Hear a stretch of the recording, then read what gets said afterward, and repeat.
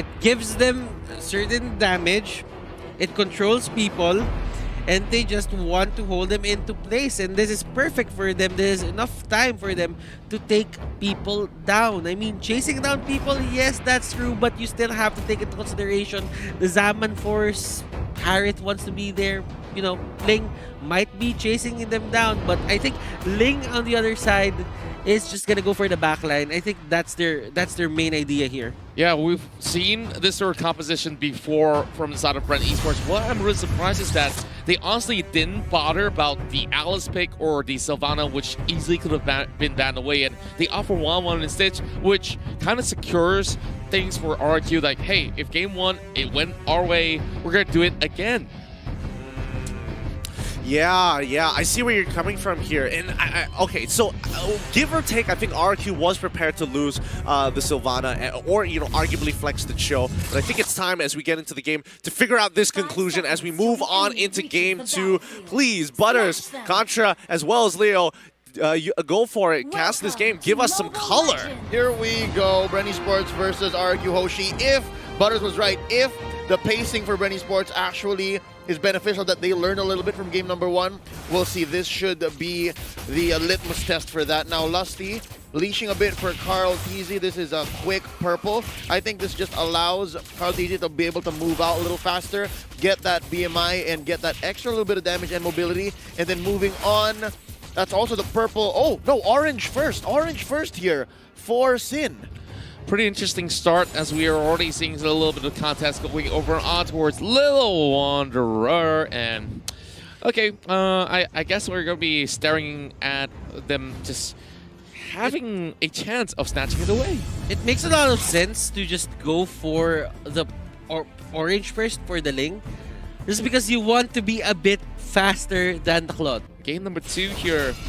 I really do wonder how will they shut down Sin's side, because they only got Lusty, and if he uses Way of the Dragon to catch either the Harith or even the likes of Finn, it's easier to burst down, but Sin, they gotta make sure that they catch him real fast. That's what Few is for. That's what Few is for. He is on the Sylvana, and I think he'll be a little more frugal when it comes to the Imperial Justice this time around, seeing how it didn't work out so well in game number 1. This gold lane matchup up top is also something interesting to note. Harith wins the early game compared to the Alice. Now Few spots one off. That's going to be Psycho right across the bush, and while the action isn't happening just yet, oh, nice arrow thrown out. Just misses by a hair. I just love it that Bren Esports took something from Todak's book and they just put the Sylvana as a support. Like, you can do that. You're not limited into just those high damage dealing heroes. You can scale people there as well. Now, with this Sylvana, they have the extra teamfight capability. Yeah, and speaking of which, there's going to be an arrow hitting on towards Few. It's just going to be having his health tickle a little bit. But Ribbo, as much as he can, actually move across the map way quicker than the Harith, but he's already down low. It's really hard for him to join in if they were to start the turtle from the side of RRQ Hoshi. And we're just waiting for perhaps these guys to be prepared to make that rotation. Yeah, between the two of them up top, Ribbo here and R7. Obviously, R7 has to telegraph when he's gone.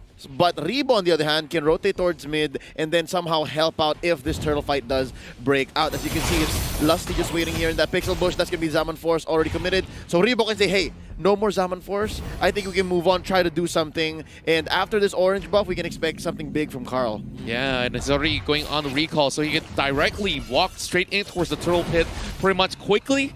Now, a little bit of the contention for the golden crab, if you may call it. So, gonna be a lot of gold coming for the side of Sin. This is great for the side of Bren Esports. If you think about it, Vin hasn't been that hot onto hitting those arrows. Yeah, the opening wasn't there, and Carl TZ had a good 3 minutes. The first 3 minutes were good for Carl TZ. Bren Esports here is going for the turtle, and there's no contest. Up top, Ribbo will be the target. First blood here by R7. Again, they're trading lives for turtles.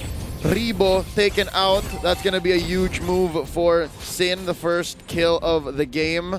Now, the gold gap isn't so big. This is how we saw it earlier on. And so far, the fact that Rebo stayed in the lane, and that's 3 members of RRQ Hoshi that had to share the EXP and the gold up top, that's what led to this very, very small marginal gain on Bren Esports. But there's no conversion, really. Yeah, and Calamity's life already in the hands of R7 after 1 kill in the back, but Psycho easily gets spotted out by Few with that sort of movement. Nothing much is going to be happening between the two of them, but of course, Psycho has a very big duty coming in towards those team fights, and he's got to catch out Kaltizi, but look at just the layers of things, and Kaltizi has already used the Blazing Duet. Calamity Reaper is something that R7 can just utilize, and if they ever want to pick fights right now, this might be the time that they should go for it. And the upper turret doesn't have any more energy shields, I think. It was chipped down a bit by R7 Yeah, here. all 3 of them. Yeah. And if ever they want to just go for this, Oh! their next objective, and Lusty here will be the first target for Vin that he hits. Oh, Swift as the coursing river, and well, it definitely did happen in the river, of course, and the rest of the members of RRQ, they're moving right in, trying to set things up against Ripple, but they catch him on towards View. Davenport's being popped out as he tries to run away, and he survives. Now the rotations coming up from RRQ Hoshi, it seems like they're reading into Bren Esports' playbook. They know where the hell is Bren Esports gonna come from. Yeah, it's easy, and I think for now RRQ Hoshi will do that and try to make this gold gap a little smaller, because Kaltizi's not there yet. Kaltizi's not there. Oh, Flapdaisy gonna be coming in. There's the ejector onto 1. Turtle taken in by the Ling. That's Sin helping out. Lusty destroyed. That's Wiz King taking him in. Psycho, though, gonna get away from Flapdaisy. So far, it's a 1 for none. Rebo looking low. He is gonna... Oh, the flicker in! The flicker in! All the damage from R7, ladies and gentlemen. They're all low, but they're getting the kills nonetheless. Psycho just acting as a barricade. Kaltizi and Few can't do much. Wow, that was a total win. A wash for Bren Esports. They couldn't get anything, and conversion through the roof. A turret. You want a turret with that? Yes, sir. Yeah, quite a destruction that we've just witnessed over on towards the turtle side, and RRQ Hoshi has been able to also back a turret right down below, but I'm looking at the lack of responses coming in from Bren Esports side as well, but we saw an early usage of the Blazing Duet on towards those minions itself. I don't think it's relatively worth it. I think Kaltizi just understands that he has to speed up the clear. True. He has to catch up, and they can see that the gold gap is growing, and if he's not joining fights, which I think he shouldn't, then yeah, Blazing Duet, by all means, pull the trigger. Now, I'm seeing Bren Esports having a hard time. Well, that's obvious. But still, we haven't seen Kaltizi with the Blazing Duet. And it just seems to me that RRQ Hoshi are picking their fights well. They fight in a time where Kaltizi has his Blazing Duet down. Yeah, again, it's just basics. It's fundamentals now. Nice catch. Imperial Justice on a Psycho. Plus a down force by R7. A few shields gonna save him. There's a Tempest of Blade. And Sin knocks out Kaltizi. Oh, R7 barely survives. Flapdaisy pops him open. That's a double for Sin, though. Rebo gonna get away. Blood Oath keeping him alive, but how long Vin is still alive here. Flapdaisy. Shot energy, is it enough for him to take on 2? Oh, Wiz King and Vin. Here comes Sin with the orange buff. It's gonna hurt. Oh, I think they disengage. They know that Few can still deal a lot of damage. Definitely have to disengage right there. It's a 2-for-2 trade, and it's still working out for side of Bren Esports. As at least they do have Flapdaisy here, and they are getting flanked from multiple directions. It's a killing spree coming in for Sin, and the next one to fall, it's gonna be Sin that gets cut out. I think it's pretty okay with this catch. Yeah, well, Few still the instinct to stay and know that I can out-sustain these members of RRQ Hoshi left. The spiral strangling keeps El Capitan alive enough to make sure that when Kaltizi comes back, they can contest for this turtle. And ooh, look at this down bottom. Oh yeah. Gives them enough space, and Carl gets hit by the arrow. Oh! Damage output! That's gonna be Carl TZ shut down. R7 takes the turtle. Zaman Force, there's enough shields in there to keep him alive. RRQ Hoshi shouting their lungs out. They know they won that all in. This is the things that a Selena can do. It can hit your jungler in the middle of two people, and that's how impactful the Trick Selena shot. is if done correctly.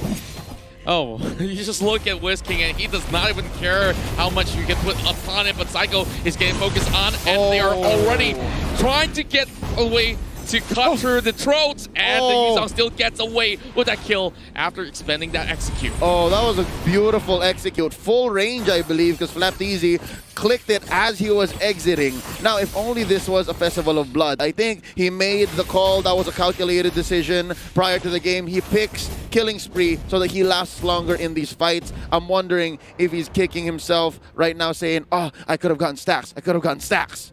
Maybe you might just be. But at that point on, RQ Hoshi could have just let Bren Esports go and try to go for another objective. But what do? They try to get as much kills as possible. Then Carl TZ here is gonna have more time to just get his farm. There's no pressure for him. Lusty gets an Athena shield.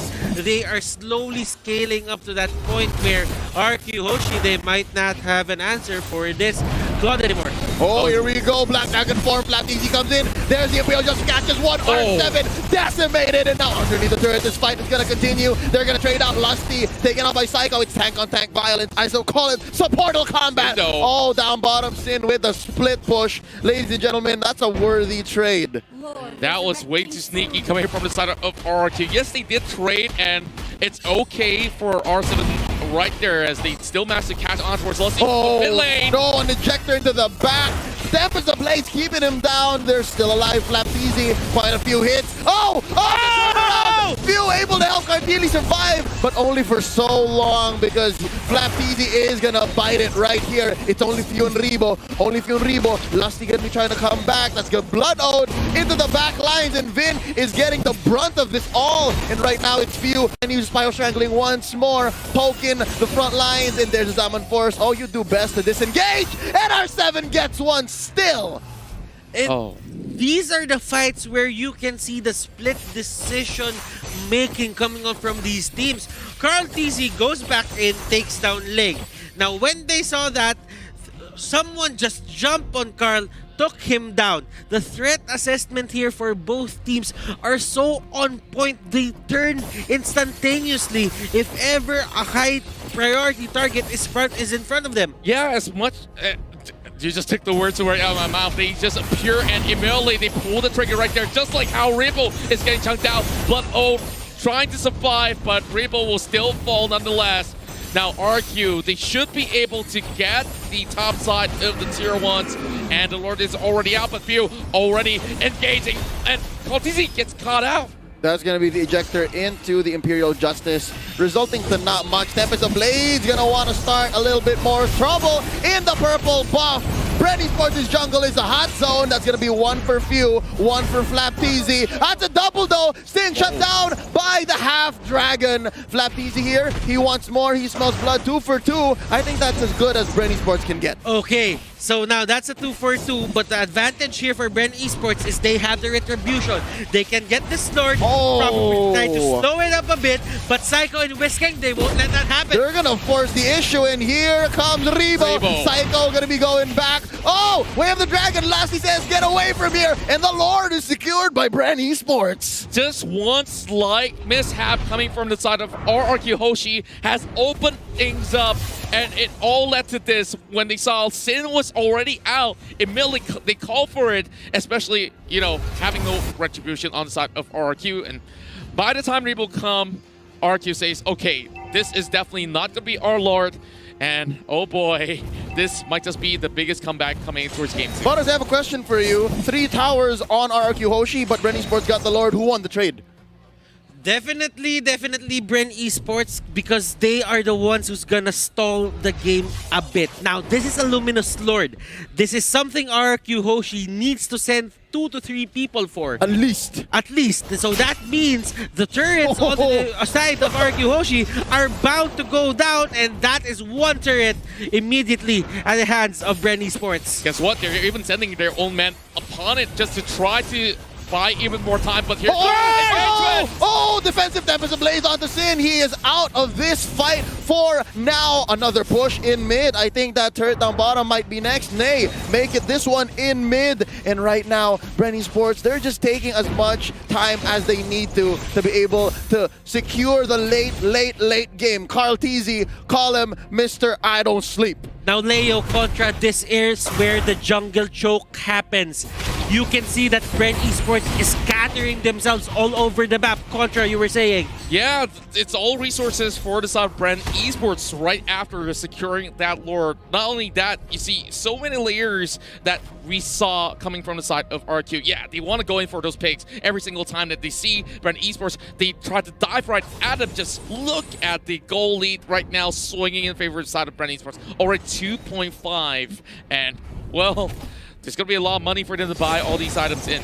I just want to check the items right now so that we have a bit of time. Oh no, there's a fight happening. Oh no, Ejector started up. It's few. That's going to be Tempest of Blades. You know Sin feels it right now. Black Dragon forming here by Flapteasy. Oh, and Whizking gets blown to pieces. Ejector into the turret. Summon Force right there. That's going to be the barricade. Down goes Whizking. Rebo gets the kill. And that's one for Bren. I think this is the perfect time to just go for an item check. So let's see Better late than never. the Claude has. Demon Hunter Sword. He has the Athena Shield up. Check. He has the Golden Staff Check. up. So the items here are not all damage items, but still it gives him a certain amount of protection. For Flap, it's going to be a Cursed Helmet, a Queen's Wings, and a Bloodlust Axe, plus an Oracle, extra tankiness. Rebo here is almost at item lock. Ooh. So we can expect a lot from him in the coming fights. R7 though, he has a Calamity Reaper, the Feather of Heaven, the Holy Crystal, everything that he needs to deal a certain amount of damage. But Sin with the Queen's Wings, that might help them in the coming fights. Oh, hopefully it does, because Psycho's going right in with an unstoppable force already, but he is getting taken down immediately. And with that, R7 goes into the securing the killing spree by having Few taken out. Nice for RRQ. I like that RRQ is trading out effectively, and they defended that inhibitor turret relatively well. Could have been cleaner since Psycho had to go down just the same. But there is one thing that's alarming me. One thing that says, oh, RRQ Hoshi, I think they know that they're on the ropes, is because almost all Tempest of Blades in the past 2 or 3 team fights have been defensive. Right now, they want to pick this. Sin, another defensive Tempest of Blades going to be going back. And Flapteasy and Rebo are here. They're dealing the damage. They're raining it down. That's going to be Ling taken down. Another looking for it. Oh, waiting, come back. That's R7 now. And from the back, it's Whizking. 3-4 none. Bren Esports can go ahead and take this Free Lord second to the game. And from here, another penetration. You can really see the Teasy connection. What Sin goes down for Claude, what Flap does is he goes around with the Black Dragon form just targeting Sin, and Sin can't do much about that. Yeah, they went in a little bit too early, if you ask me, because they went in for that engagement by the corners of the jungle, and there's nothing much to get out of it. They loosen in the process. This is just history repeating itself. Ooh. And second Luminous Lord for the side of Bren Esports. I think they have got this game pretty much sealed. Yep, Divine Glaive going over to R7, but check it out, Flapteasy just got his Sea Halberd now. Middle lane pushed in. Lord isn't even on the map just yet. Now, we have come from just building casual Deadly Blades into actually turning it into a full-on Sea Halberd, and that is just impressive. That just shows how much Flapteasy wants to really stop the regeneration and finish fights when they started, because I believe the next 1 or 2 team fights, if it even extends to that, could be the last. Yeah, and looking at R7, they don't really have as much deaths. Whizking as well, so you really just have to stop them on their tracks. If they can stall out the game, make an important pickoff, make an important play, then that might be something that Bren Esports can lose from. Yeah, speaking of losing stuff, they already lost the top side of the turret, and you can definitely see that Bren is absolutely caught out. That's not where he needs to be at, but the Lord is already scored it, and Lusty is hunting for those kills. Bren Esports will definitely get this equalizer right here for the Philippines. Sitting at 1-1, Butters, you may have been the herald of good news for many Filipino fans around the world of Mobile Legends and of Bren Esports. Maybe, just maybe, that game 1 was all they needed to pick up the pace. I mean, well, it could be a download game. Nah. I'm not quite sure. I haven't really talked to them if they really like their download games, but it happens for some.